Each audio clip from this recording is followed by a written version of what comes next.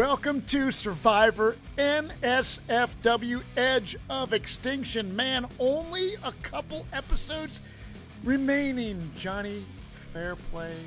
It's a sad thing, but it's kind of cool to see another season wind down. As we do this podcast, it's a different experience for Jonny Fairplay and myself to watch Survivor.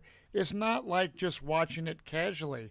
It's almost like a job of sorts where we take notes and really dissect it, right? But time flies, Jonny, because it seems like just yesterday, Randy Bailey and us were doing, the cast assessment of the people and Crazy Tourette's Wendy and Ward Dog and everybody and making fun of people. And it's like next week's the finale. It's bittersweet. It is. I think there are some very likable characters. We'll get into a little read I caught from Probst earlier in the evening in regards to the characters. But bittersweet in that I think the concept of Edge of Extinction sucks donkey dick. So, yeah, I'm not into it. I mean, prior to the season, it seemed like it was going to be the only good part about Edge of Extinction was like the very first time where people had to when Reem had to make the decision. Yeah, that's it. Everything else was stupid. The cliffhanger of Keith, and then praying to God, but that's it. And it's like. And tonight we'll get into it. They fucking wasted a lot of time on Edge of Extinction that really made no sense to me whatsoever. Yeah, we'll get to that. So anyways, but before we get started, yes, let me just say,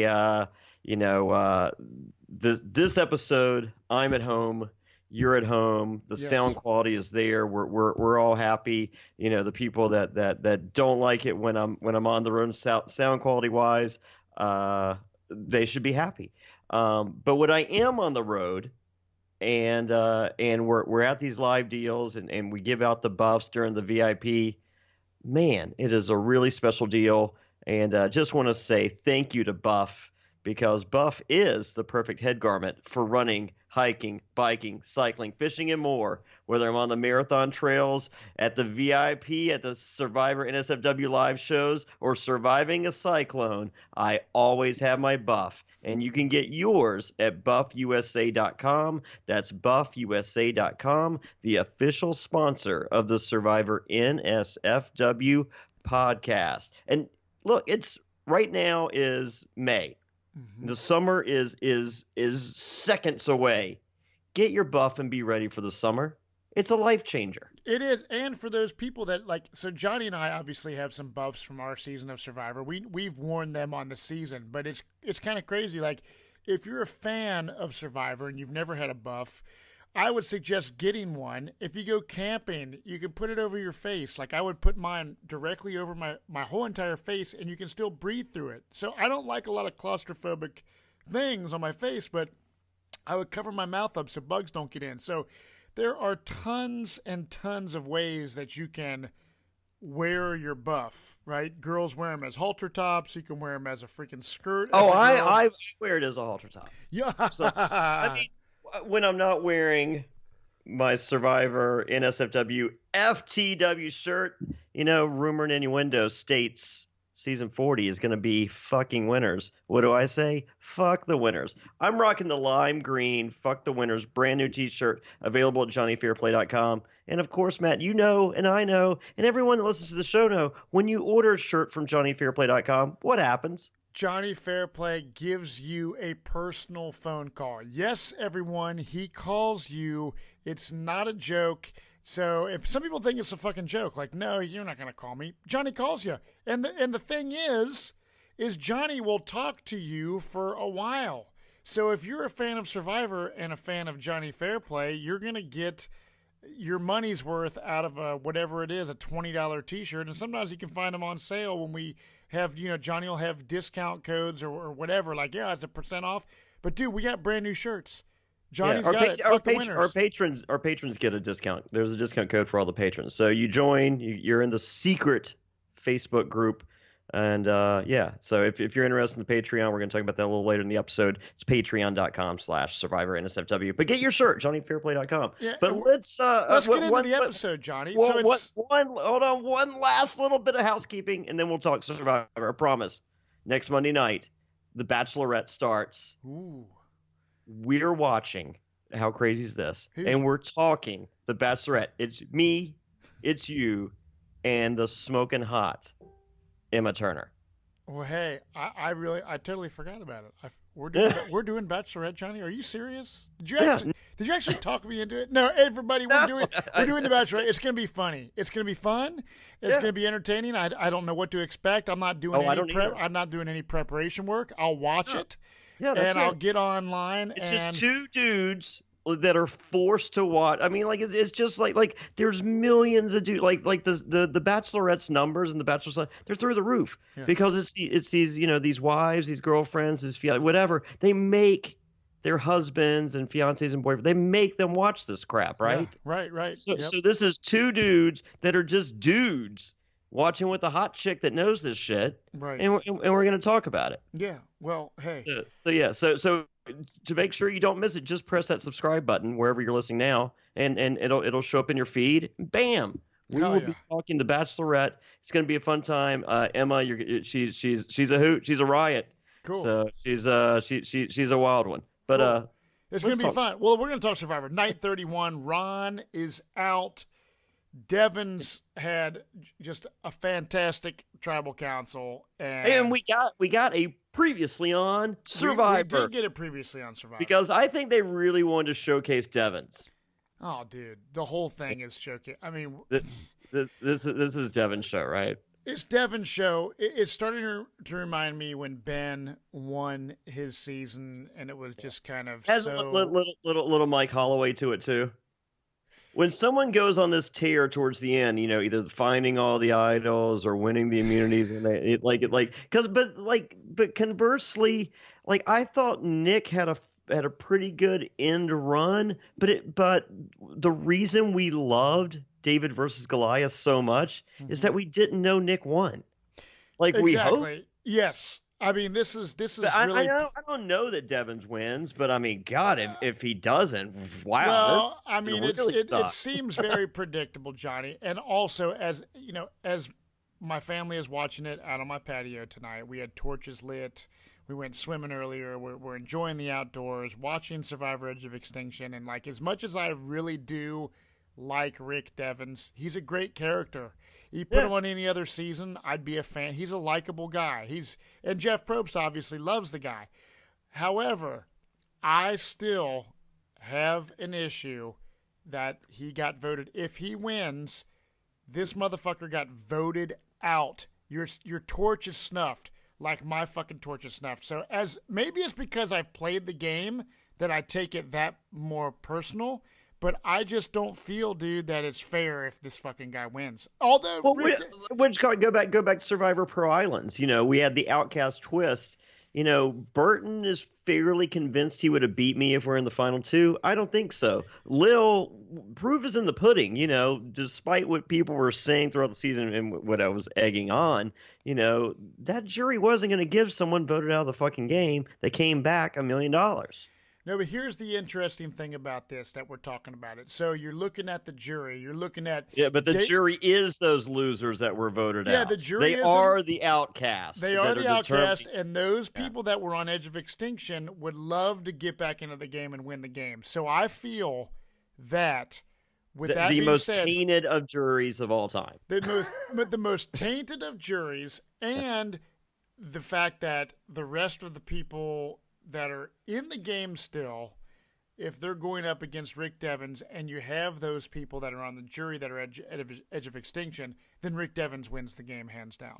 Yeah. Depending on who comes back. It's a flawed fucking concept. It is a flawed concept, but I mean, because the only if you're sitting back analyzing it as a true strategist, you're just like, okay, so I need to put in time of the Edge of Extinction if I have any hopes of winning this. How shitty is that? I have to get myself voted out. Yeah. To have, versus it should be, hey, motherfucker, I didn't get voted out. I deserve to win. Right. Yeah. But if you're not doing real jury management there, Yeah. Yeah. I so, hear you, dude. It's a crazy concept. I mean, I don't like it. I don't either. I I don't think it either. will go down as if it's not equally as big a failure as Ghost Island, it will be more so a failure than Ghost Island. Yeah, man, it's interesting, especially doing the How, podcast, dude, and breaking it down. Like it's like we yeah. think about this and dissect it more probably than we would if we were just casually just whatever, you know.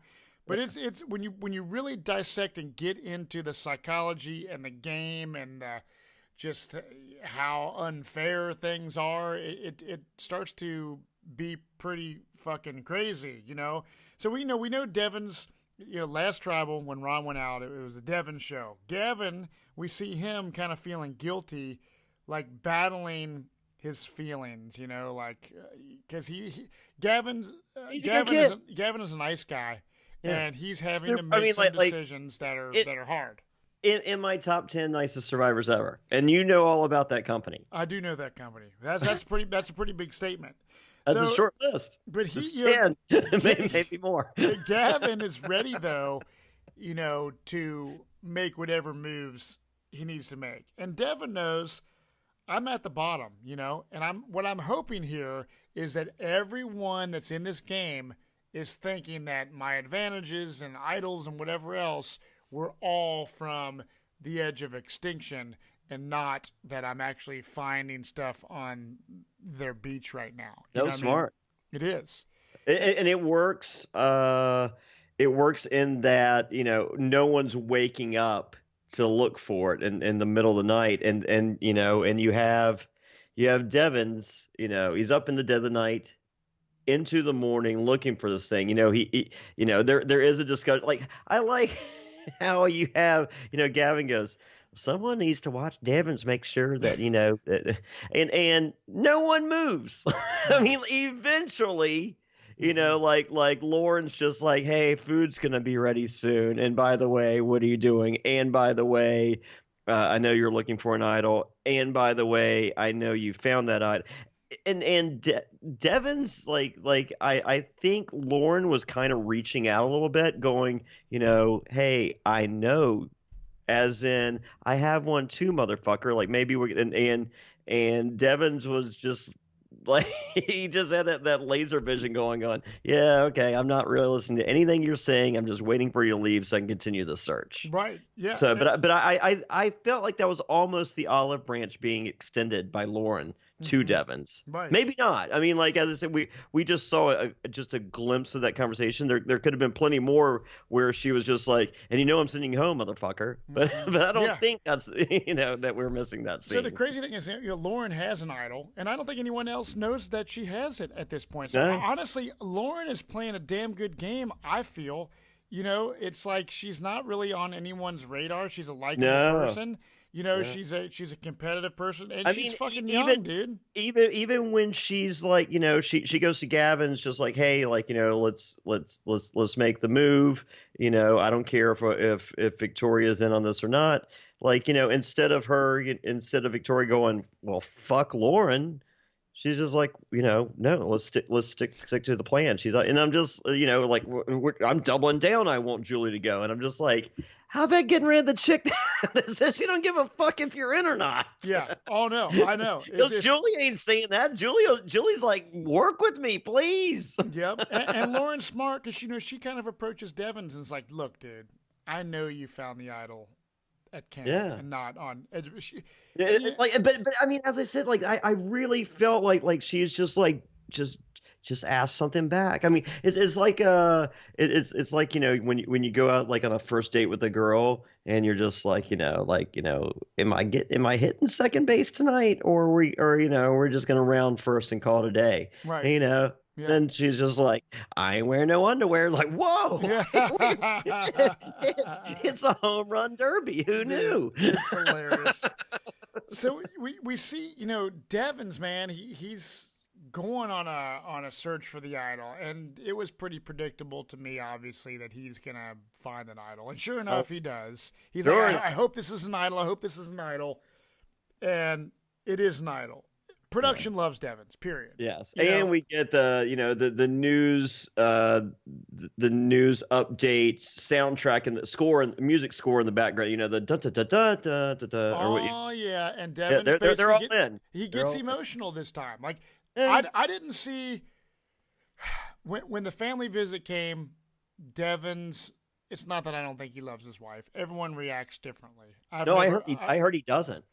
No, I think it's more that I think they have a playful thing, and a smart person does not win the loved ones challenge. But I'm saying when he met his wife out there, he didn't like break down like sobbing like some of the others. So what I'm saying is this is the first we see when Devins is talking in his confessional about, dude, I'm doing this for my family, for my kids, for my wife. Yeah, well, as I mentioned before, we all have that one. I mean, like, based on, if you're out there long enough, we all have that one fucking day that you're just like, you're just a fucking mess. You're just like, God, like, because Rupert, that was like every night, like Rupert would cry, it's just like, Laura, Rita, I can't even remember his star's name, but Laura, kid.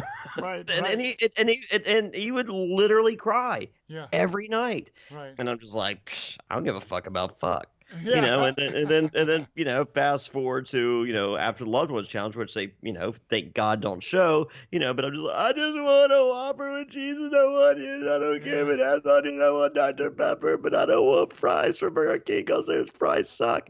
And I fucking lost it over a fucking Whopper. Yeah. Yeah. Even the black heart can fucking get down, dude. So I mean, have you ever had a really good Whopper?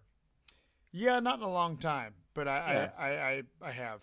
I've had plenty of shitty Whoppers, so this isn't a fucking endorsement for fucking Burger King. Like, I've 9 times out of 10, you go to Burger King, you order a Whopper, you're like, that motherfucker sucked. Yeah. But that 1 out of 10, you're just like, this might be the best motherfucking sandwich I've ever motherfucking had. Oh, that's awesome, dude.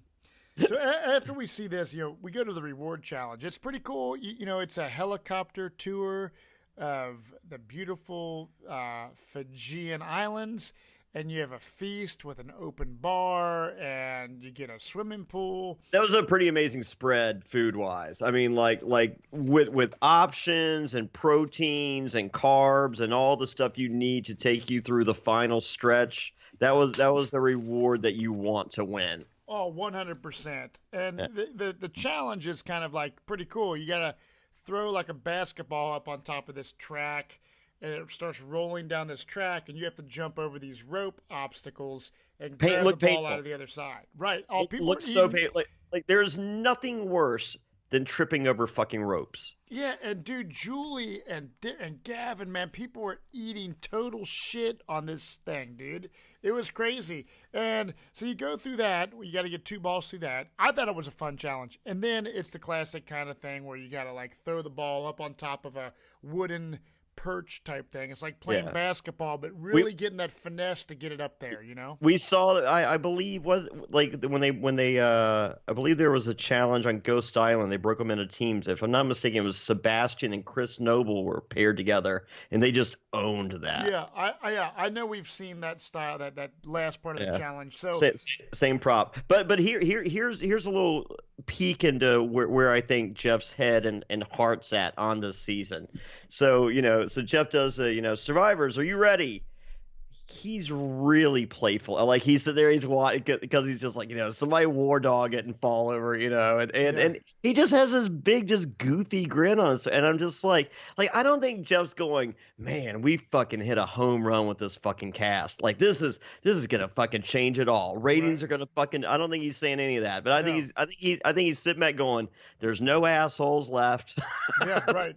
These are just some good fucking people, and God bless them all. Yep. No. So with that, before we go on, well, I just want to, before I lose my train of thought. So Gavin wins, and he has to pick one person at first. So he picks Victoria, and you see Aurora is like already devastated, like, oh, how can you not pick me? And then he gets to pick a second person. I win every challenge without sustenance. Yeah, I know. And then he picks Lauren, and Aurora's, she's pissed and upset, and it is what it is. That would be kind of hard. But here's my thing.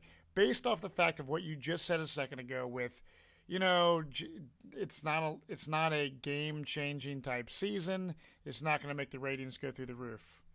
Do you think, you know, season 40 is going to be winners? Yeah. 39. Do you think 39 is going to be a great season? Do you have a gut feeling of season 39 kicking major ass? No, here's my already problem with 30. I mean, like, I hate to be the pessimist. Yes.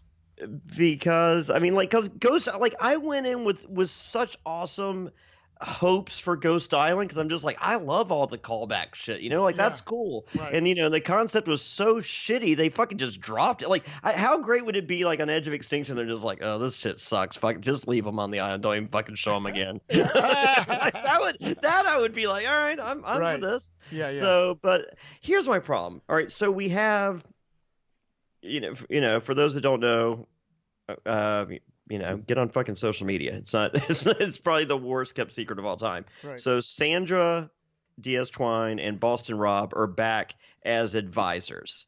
And so like kind of like Ghost, or kind of like when Cochran went with Debbie on that one challenge. Yeah. So I don't know if each tribe has their own, you know, like Boston Rob has one tribe and Sandra has another. Here's my problem with that. Sandra plays the same fucking, like, as long as it's not me. Like, that's it. I mean, no one has ever said, you know, she's the queen of strategy and all this fucking shit. She's not. Right. Okay. I mean, like she was responsible for one fucking vote on Pearl Islands. Mm-hmm. So, and then Boston Rob, motherfucker, didn't make the jury the first. It took him 18 chances to play the game. They finally gave him fucking 9 fans to play the game with him, and he wouldn't let people fucking talk, in which I consider the worst fucking television I've ever seen in my entire fucking life. Right. Okay? No, I hear you. So these are the 2 assholes they chose as advisors, right? Mm-hmm. Why the fuck are they? I mean, like, and then we're possibly, who knows? We're possibly going to get them again. I mean, like, Entertainment Weekly, they mentioned Boston Rob. This was fucking 8 years ago. We'd miss you a lot more if you fucking went away. Yeah. So if this motherfucker's on back-to-back, kill me. Yeah. But let's just say, if you want to do the advisor thing, mm-hmm. How about Rob C. and Stephen Fishback? Right. How about the fucking know-it-alls? Yeah. I mean, their whole fucking thing is they know the fucking game. They know the game inside and out more than anybody because they talk about they are professional Survivor experts. You don't see Boston Rob doing a podcast, and I'm not like you and I with Survivor NSFW. We bring you something different than everyone else's, but we don't claim to be the experts. But we do tell it like it is, and we keep it fucking real, and we're honest, and we're 2 dudes that love the game to talk about it. So yes, why would you bring those 2 people back when you could bring back somebody that's even better? It's just because they are hyping up. They probably don't even give a shit about season 39 because they're really putting all their eggs in the basket with season 40. I'm hoping that 39 is great. They hadn't even come up with a theme for 40 before they sent Boston Rob and Sandra out there. Wow. Well, that's fucking even dumber. It's horrific. And Boston, like if you were to walk up to Boston Rob and just like, hey, I love Survivor, he's like, I don't give a fuck I don't want to fucking talk about that. He'd tell you go fuck yourself. See, I've never met Boston Rob, so I can't say one way or the other. But anyway, I don't want to get off track, but season I'm hoping 39 is better. But Edge of Extinction. I mean, but I'm just gonna hate every fucking second that they go to this fucking, you know, island of adviserment, and they have these fucking assholes going. I don't know. I think you. So we'll find out in a week, won't we? Next week, 1 week from tonight, we're gonna find out what that's gonna be like. Are we? So at this reward, dude, Gavin wins. He's only been in an airplane 1 time in his life, dude. Which is pretty crazy. So being on this helicopter ride, he's like, dude, it's kind of like a roller coaster. This is amazing. He's stoked. And at the feast, Gavin immediately starts talking about the 3 of them sticking together, which is him, Victoria, and Lauren, and basically says, look, if we can't get Devens out. Like if Devens has an idol or wins immunity, I say we vote for Julie. Is kind of what the original plan is. Yeah, and Victoria's just like, yeah, and Lauren doesn't even answer. Yeah, she nods. Yeah, right. But I don't think she's down with She's not down with that plan because Lauren is someone that would love to take Julie to the end because Lauren feels that she can beat Julie in a final three scenario. And they both had that reward experience earlier in which, War Dog and Devons were rubbing mud on one another. They rubbed mud on one another, possibly had a, lesbianist experience. And what? And this is why fucking Johnny Fairplay named this shit NSFW. This shit's hilarious. Yeah. I think I could give advice on an island. You know what? I take back Fishback. Me and Rob C. Or take back Rob C. has 29,000 podcasts. Maybe me and Stephen Fitt. You know what? I take that back. Me and Matt. We're your fucking advisors. We're the advisors. There we go. We're the fucking. I changed it all. We're the advisors, dude. We're the advisors. Survivor not know-it-alls. I love it. But we still have better advice than Boston Robinson. So after the reward, we see. Well, hold on. My big takeaway from this. All right, so this is a pretty awesome reward. Yes. You have the helicopter stuff. You have the feast. You have the fidget. This entire segment was 90 fucking seconds. Yeah, there was no, we see a lot at these feasts. I like kind of when we see something uncomfortable happen, like, oh shit, there's a clue, there's an advantage. There's been none of that kind of thing. Just even social. I mean, like, for those of you that have tried the Patreon, all right. So like, If you do the $5 a month deal, you get the video version of this podcast every month. Mm-hmm. If you do the $10, you get this, and you get the Castaway Watch Along, in which we watch previous seasons episodically. We start with Pearl Islands, and now we're just about to wrap up Caramoan. Mm-hmm. And then on Fridays, that's on Mondays, and then on Fridays we do the Q&A, which is my favorite podcast of the week. I mean, like, you guys, everyone that's a patron, we have a top secret Facebook group, and you submit your questions and we answer, and they're about everything, not just Survivor, everything. Right. So, but on the Castaway Watch Along, we did Pearl Islands, and I pretty much won the same exact reward. It was probably like 28 minutes of me enjoying this reward. Yeah, I mean, here's the thing, dude. This is no offense to Gavin or any of the people. Had there been more polarizing type characters with a lot of shit going on, we would have seen a lot more stuff. But you don't think they said anything? Where, I mean, like, but the other thing too, dude, is they're like open bar. Was anyone even drinking from the open bar? I don't know. I don't even know if anyone, like, I saw like Gavin drinking like water or some shit. You know what I mean? Which is fine. If 2019 Johnny Fairplay's out there, I'm talking motherfuckers into drinking shit that they don't want. Like I'm having. You're sober and you're making everyone else get wasted so you can take advantage of, in the gameplay scenario. So after the reward, we see Victoria talking to Aurora to reassure her that says, "Our final four is solid. Like, I just got back from this reward. You have nothing to fear." Yeah. And Aurora's like, that's real easy to say when you got food and shit. Yeah. Exactly. So, who knows how that's going to play out. But, here's the thing. Right after that clip, we go to the Edge of Extinction. We did. The Edge of Extinction of good TV. Dude, this is the rites of passage style editing and I like that. I liked that part. Like, it was almost a callback to that, but it wasn't. No, that's what I'm saying. It was kind of like that, but it was an epic fail. So they get these letters that they wrote to themselves. There's nothing worse than writing a fucking if they go, Johnny Fairplay, you're back on Survivor. I'm like, cool. And they're like, hey, we need you to write this letter to yourself. And I'm like, I need you to go fuck yourself. Yeah. I'm not writing a letter. I would write, this is stupid. That would be my letter. Well, the thing is, dude, is what I don't get is like people getting emotional from a letter from themselves. You're right. Yeah. Would you write the letter to yourself or no? Dude, I don't know. I'm trying to think about what would I say to myself, like, dear Matt. Dear Matt, you're secretly gay because you're writing this letter. I hope you got what you want out of it. Like, I don't feel like I would be like, if it was letters from my family, my wife, my kids, I could but it's a cheesy letter from you. Because I look at it like this, Johnny. When you go out there, okay, especially as a newbie, and you're in pre-game, like you're in LA, before you fly out to location, and you do all the shit with the media, right?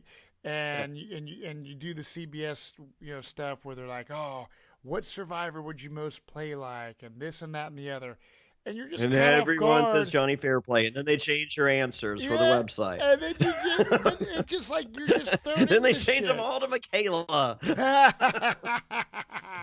So I just find the letter to yourself. I mean, dude, the only thing I got out of this whole thing was epic fail on it, and B, David Wright has a pretty damn good beard. It's thick and full. I'm like, dude, David Wright could grow a badass beard. But I do the whole thing with they spent a lot of time there, and it just was like I just kind of found it like it did not do anything for me whatsoever. Period. Yeah. And then I groaned when like Joe read his is just, and he wrote, Joe, be the ultimate survivor that you are. And I'm like, motherfucker, you're not. You are so far from the ultimate fucking I mean, like, Ultimate Ninja Warrior or American Ninja Warrior, that fucking show, I think you'd do all right. Well, I mean, like, put it this way, like, I thought, I mean, Edge of Extinction was built for Joe. I like Joe as a dude, but I don't think he's like one of the greatest. If you're looking at Survivor players as a whole, Joe has a lot of great qualities, just like an Ozzy does. Very comparable to Ozzy. Very comparable to a Malcolm or, The thing with Malcolm, though, is as we're watching Caramoan again, Malcolm actually has way more strategy than Joe or Ozzy. So Malcolm, I think, I put him on a higher level than those two guys. Yeah. I put him higher, but, what I'm saying? But in a similar mold. Those same type of guys. Yep. Ozzy and Joey Amazing, very, very, very, very comparable. Yeah, although Joe Anglem seems like a cool dude, and everyone tells me that Ozzy is a fucking dick. Well, me and Ozzy are friends. Just don't count on him for anything. Well, dude, I heard some of the camera guys talk about how, because I made a comment, on Caramoan, I climbed a damn coconut tree. Me and Michael Snow were, it never got aired on TV. They were filming. And I climbed this big-ass coconut tree, and I'm like, dude, I feel like Ozzy, I'm fucking getting coconuts down and shit. And then, someone at one point told me that they're not supposed to say shit, but they're like, Ozzy's he's a dick. Everyone hates him. All the camera guys hate him. He's a cocky asshole. I don't know if that's true or not, but that's what I heard through the grapevine. He's confident. I mean, dude, if you fuck Lindsay Lohan, you'd walk with a little cock in your walk. Yeah, who knows? I mean... But anyway, so I've jerked off to Lindsay Lohan, and I'll walk, with a little Ric Flair strut every now. Oh, brother, that's funny. So we go back into after the whole. Oh, hold on, real quick. Reem, I wasn't really paying attention to everyone, but Reem had 3 pages that she had written herself. Oh God, dude. Oh, brother, yeah, that's pretty funny. So we see... I wish she had gotten them earlier because she had lots of time to read them. Yeah, she has, dude. Real quick, I don't know if you caught right after that, but this Mother's Day, Survivor is sponsored by Kay's Jewelers. Ooh, did you catch that? I don't know. Probably not. I didn't. I wasn't paying attention. Okay. Well, but you know what Mom really wants? Yeah, a T-shirt from JohnnyFairplay.com. Just as badly? What? She wants a sexy head of hair on Dad's head. Did you know that 66% of men lose their hair by the age of 35? Like, thing is, when you start to notice your hair loss, it's too late. It's easier to keep the hair you have than replace the hair you've lost. Is that hairline slowly starting to move backwards? Any bald spots yet? How will you feel a year from now if it's business as usual up there? I ask you, do you want a bald spot to pop up? or do you want to do something about it first? Do you want your hairline to recede, or do you want to do something about it first? Why do guys turn to weird solutions or do nothing when they can turn to medicine and science? War Dog, I'm talking to you, brother. And this isn't me picking on you. This is Jonny Fairplay 9 years ago said, hey, wait a second. Do I have some stress going on in my life right now? Do I need to be proactive here? Do I need to do something? I did. I did what you could do right here, but I paid a hell of a lot more to do it. Mm-hmm. Go to 4hims.com. It's a one-stop shop for hair loss, skincare, and sexual wellness for men. Thanks to science, baldness can be optional. Hims connects you with real doctors and medical-grade solutions to treat hair loss. Well-known generic equivalents to the name brand prescriptions to help you keep your hair.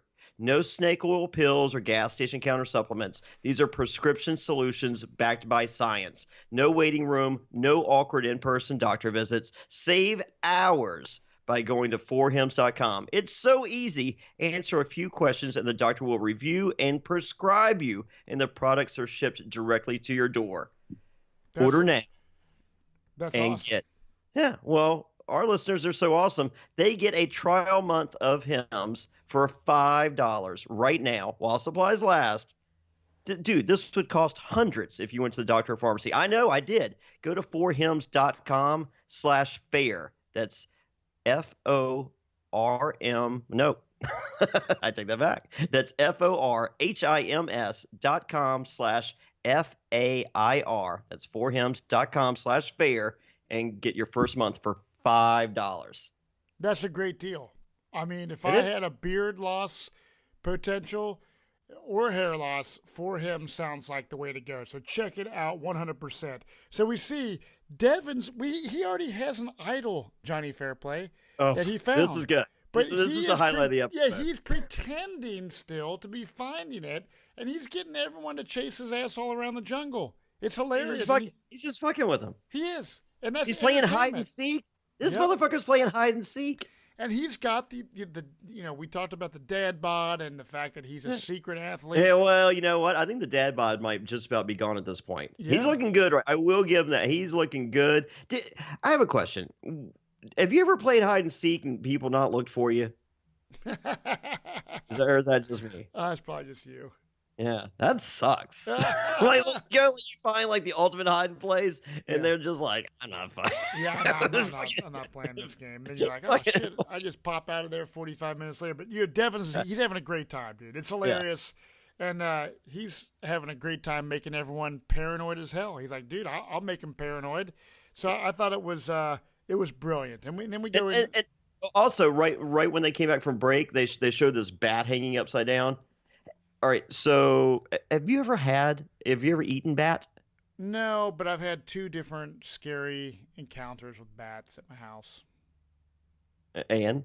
So one time, my wife was down at our old house doing laundry, and she starts freaking out that there's that Batman is flying around the basement. So I went down there with a freaking broom, dude, and I was like, I was screaming and trying to smack, and it looked way bigger. It looked like this huge thing with wingspan. It kept swooping around, and I finally hit the damn thing, and it was the size of a damn little mouse, but the wings are big. So that's bad experience number 1. Bad experience number 2, I got on my roof. We pulled the shutters, that are on your house around your windows, decorative things. I was unscrewing them to pull them down, to sand them and paint them a different color.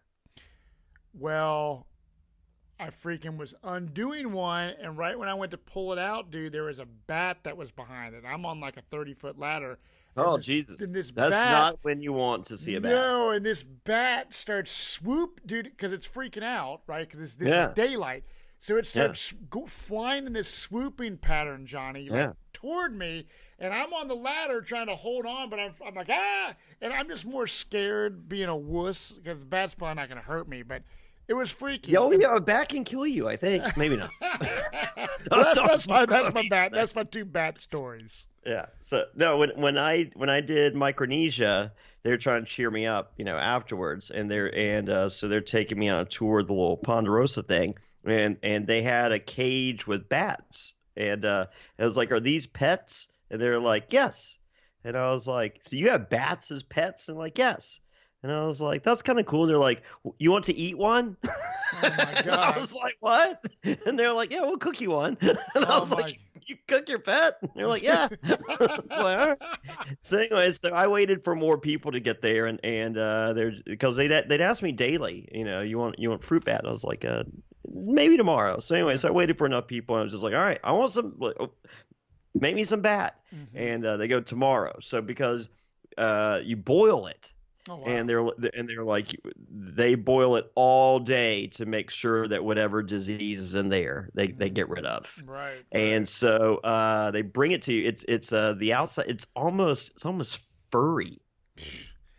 And so like I mean it kind of looked like a little cat on the plate. So anyway, so I got past the fur part and then I ate the actual meat. What did and it taste like? Chicken. Really? Yeah. Well, that's pretty wild. I might have to try some bat. I know. I'm gonna cook some bat on my Blackstone griddle, and I'm gonna do a little plug. Please. If you don't start mentioning this, yeah. So I cook all the time for the listeners. Yeah, so I cook all the time, dude, on my Blackstone griddle. So you can use code BlackstoneBeard for 10% off at blackstoneproducts.com on anything that's on there. Spatulas, accessories, anything on the site, plus you get free shipping. 10% off. Check it out, blackstoneproducts.com. Literally, I never was a cook, and I love cooking on the damn thing. So definitely check it out. And also be sure to follow Jonny and I's personal social media, Instagram in particular. Jonny is at Jonny Fairplay, and my Instagram is at the Matt Bischoff. And like I said before, man, Jonny, we could not do this podcast without the support of our loyal listeners and the people that come to the live events and our patrons. The number one way besides JonnyFairplay.com, where you can actually get a physical t-shirt and a call from Jonny Fairplay. That's a great way, JonnyFairplay.com, to support the podcast. However, that money just goes into Jonny Fairplay's pocket, and he's buying fucking stuff that you see behind him in this video right now. Okay. Yeah. No, I'm just kidding. But anyway, I get more from Patreon. No, but check it out, you guys. We bust our asses each and every week. Yeah, support us both. Do the Patreon. Support us both. We do 3 to 5 things a week easily, and it's patreon.com/SurvivorNSFW. And for $5 a month, it's just a little tip in the jar. You get the video version of this podcast, right? For $10 a month, which I spend $11 a day if I go to Chipotle to eat lunch or something, dude. For $10, you get all the stuff that we do. Literally, it's everything. The video version of the podcast. It's the weekly Q&A video version and audio version of the of that. And you get the Castaway Watch Along, where Jonny Fairplay and I watch a previous season and episode of Survivor each week, and we commentate over it. And we give you a lot of insights and opinions into these episodes of Survivor. And we're going to start doing the Bachelorette stuff. So we got a lot of stuff going on. So check out the Patreon. And or you can do the $30 level. You get a phone call from me or Matt. Just let us know who you want to call. Yeah. And you get autograph picks. You get 2 autograph picks every month, and a pick from either me or Matt. Picks include autograph picks from Taj George from SWV and Survivor, Token Chins, War Dog. We got autograph War Dog picks. Rhino from Pearl Islands, Wendell, Bryce. We have a big selection, and you get a phone call from us for that. So if you want to really support the pod, if you really love it, and who doesn't, go to patreon.com/SurvivorNSFW. Right on, dude. So we go to this immunity challenge, Jonny. And it's funny because Aurora, all of a sudden, off the bat, she kind of has her, head in her hands. She's like, this is a word puzzle type thing. She's like, I hate word puzzles, right? Yeah. So what it is, you got to throw your puzzle pieces through a shuffleboard type thing. Then hold on. So Jeff goes, you slide the tiles through just like in your backyard. Who slides shit through Like, I've been to your backyard, Matt. Is this something new for 2019, or No, do you not have this? I do not have this yet. No. Okay. Does anyone have this? I mean, I do have a game room, and I have a pool table, and then I have a tabletop shuffleboard, like a nice, African mahogany, like but it's not my backyard, Right. and I don't fucking shuffle tiles on it. No, this is not. Like, I what would the like. fuck was he talking about? I don't know. I don't I mean, know. that's not cornhole. It's not horseshoes. Nope. Who knows? Maybe they're gonna come out with they're gonna be for sale on CBS.com or something. But Ooh. once you get through this, you get your puzzle pieces. You use these handle deals, and you gotta transport your puzzle pieces over a balance beam and a teeter totter to the final stage. But you got to get all your puzzle pieces there, and then it's a word puzzle. Yeah. And Aurora's already, like I said, freaking out. Devens wins this challenge very Well, hold easily. on. Before we get there, let me mention a couple things. Yeah, mention them. Number one, Lauren's ass. Oh my God, Jesus Christ! Are you kidding me? Well, I tell you Second thing, yes, Victoria's ass. Oh my God, are you kidding me? Well, I will tell you this. Hold on. Dude. Number three, Yeah. Gavin's ass.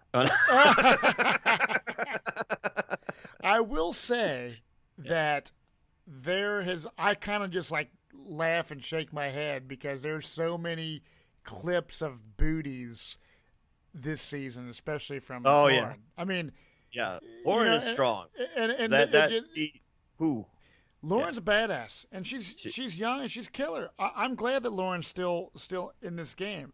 Oh, yeah, something to look at. And then I'm glad Victoria. I mean, like I did like Victoria. You know, like I'm playing too. I mean, like, did she know she wasn't going to get airtime this season? Dude, yeah, I don't know, dude. When she does talk, she's funny. I don't get it. I mean, did production just not like her? I don't know. Probably. I mean, you never know what this deal is, man. She's smart. I mean, like she has the ingredients to be Courtney from Survivor China. I know. She's so cute, fun, and like as I said, like anytime they've showed her, she's so. I mean, like I can't imagine that was the only funny shit she said. Yeah. Yeah, I mean, I was expecting more too, man. You know, because she's still there. I mean, like if she wasn't good, she wouldn't be there. Right. Yeah, you're right. Yep. So it's a crazy thing. Devens wins this challenge pretty damn easily, dude. He figured out the word very quickly. Well, I think Jeff accidentally fucked up. You do? I do. What do you think he did? Because Jeff goes, you don't want to. You want to win this so that you're safe tonight, and then like you saw the wheels tonight, so because it was not living on the edge tonight. And I might be wrong, but I think he fucked up. Well, that's good observation, and because I didn't catch that, but it could have helped him. I mean, we obviously know that they are, production, Jeff, whoever the powers that be, the Survivor gods, whatever, are fans of Rick Devens. So yeah, I don't think Jeff fucked up on purpose to like. I think it was a fuck. Like I think Jeff was like fuck. Like, yeah, right. Because they don't go back and redo shit. Whatever he says. Well, I mean, you can't say don't listen to me say the word tonight. Yeah, right. No, I know. Yep. So Devens wins this deal, and at this point, people want Aurora out, and I don't blame him. Aurora.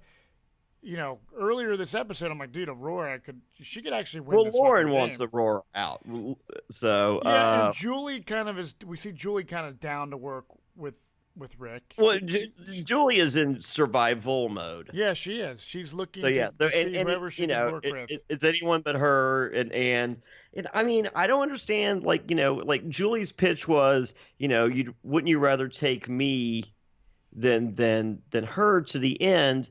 I think a better pitch was Aurora can win any challenge. Right. I think that's more the pitch. I mean, I think that pitch was there, but I think I think Julie said me more than she should. I think she should have said Aurora more. Right. I think the pitch should have been more about Aurora than herself. Yeah. Right. Yeah. So, I mean, I get you're trying to sell yourself being, optimal to take. I get that, but I like the look at them, look at them, look at them. Yeah. I like that technique better. Right. Right. Yeah. No, that makes sense, dude. I mean, Julie's in like survival mode.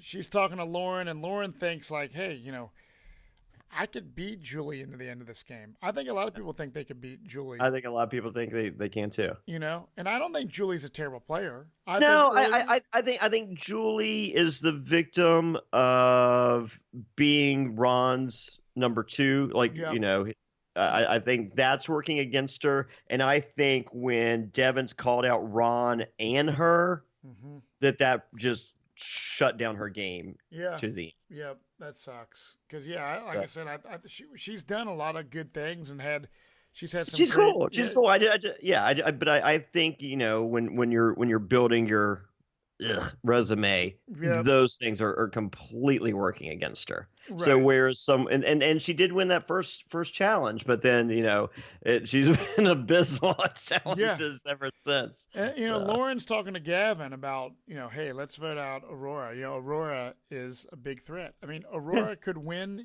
She's got the story, dude. She's got the I was brought up in foster care, and now I am a divorce lawyer. And she definitely has what it takes if she gives a good speech at the end to win the game of Survivor. And, we see Gavin talking to Victoria, and Victoria thinks that voting Aurora out is not the best move.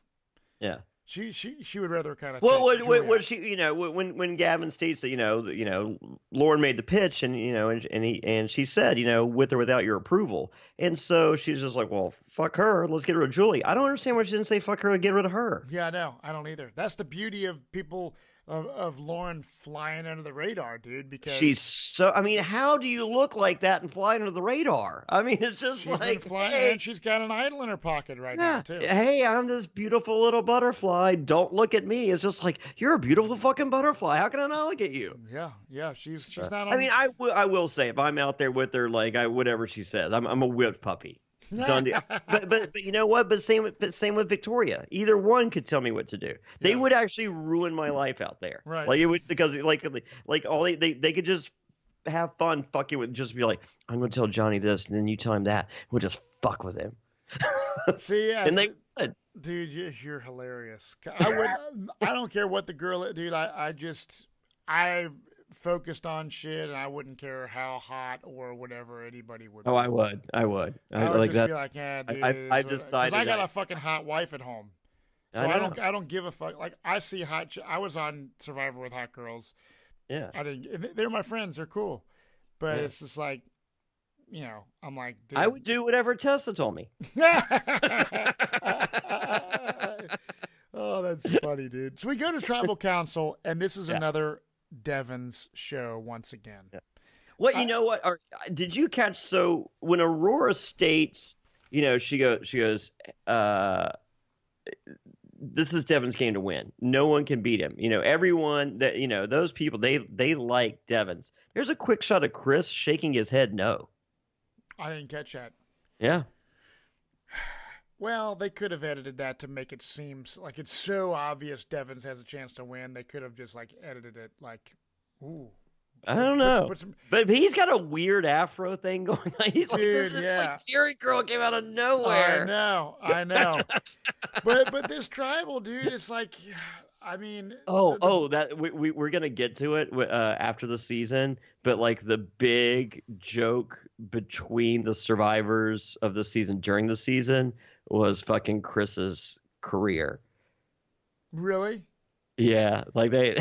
That's because he didn't want to be a threat, so he didn't tell anybody that he sold solar panels. And he told them that he did deep sea dives. Yeah. And they're just like, fuck this motherfucker. He does deep sea diving. So there's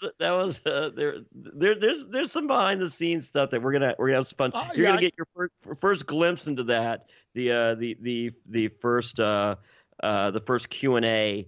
Actually, next Friday's Q&A, we have a very special guest that I'm not allowed to advertise beforehand. So, but if you were to go Patreon now, just so it's sitting there, next Friday, War Dog. Yeah. But he can't do the podcast. That's so right. It's not, That's it right. might not be. So, we see, Devon's, it's funny. At Tribal Council, we see him make this pitch about taking control, and he pulls out the freaking idol that he found and says he's going to give it to Julie. Right before he says that, Aurora states he's giving it 100%. He's playing. Not only is he giving it 100%, he is. He's playing harder than everyone else. He is. Dude. Nope. And he is. I think Jeff Probst made this comment like, you got voted out. Like, the dude has experienced so much and realized what it's like to get voted out of the game, go to Edge of Extinction, fight your way back in the game. And Jonny, you and I have spoke this before. At the beginning of the season, prior to him going to Edge of Extinction, it was the fun, loving, funny Rick Devens.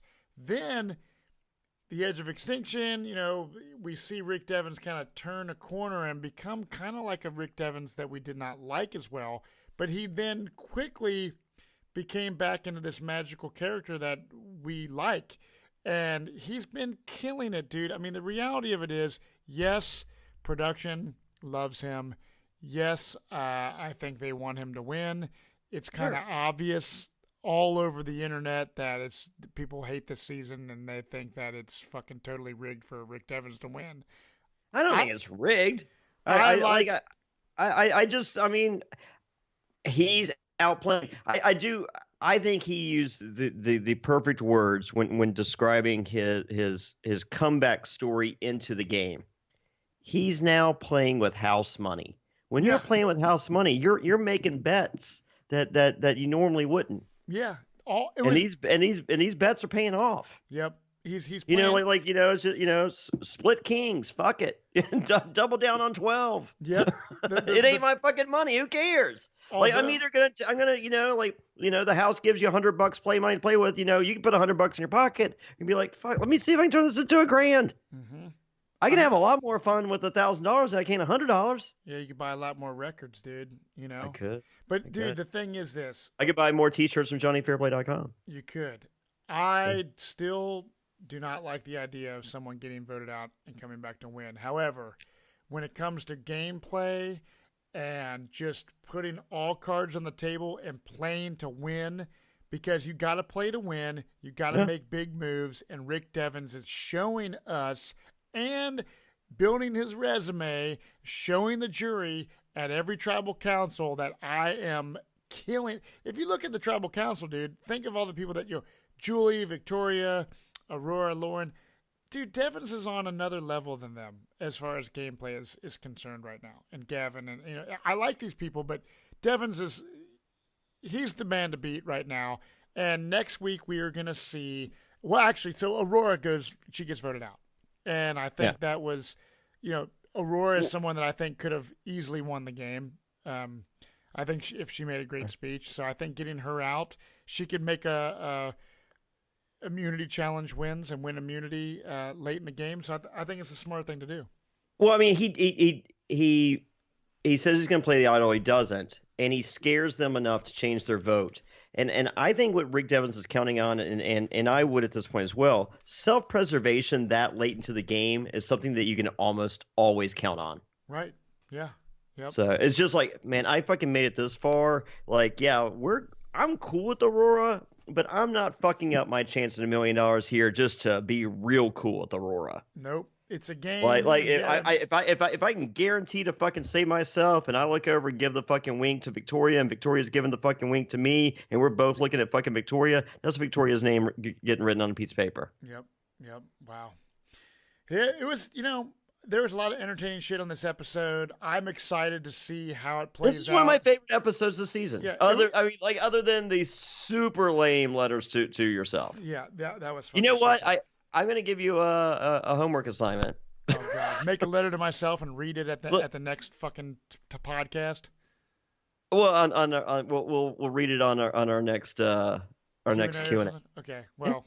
Yeah. So this will be a paper. You know what? We might it might not be. We'll do we'll do. It'll be a Patreon exclusive. Okay. We're gonna write a letter to ourselves. So go to patreon.com/SurvivorNSFW and you'll see our letters to ourselves. We can just post a picture. Yeah, totally. So we're going to see next week the conclusion to Survivor Edge of Extinction. Jonny, another fun podcast, another good episode.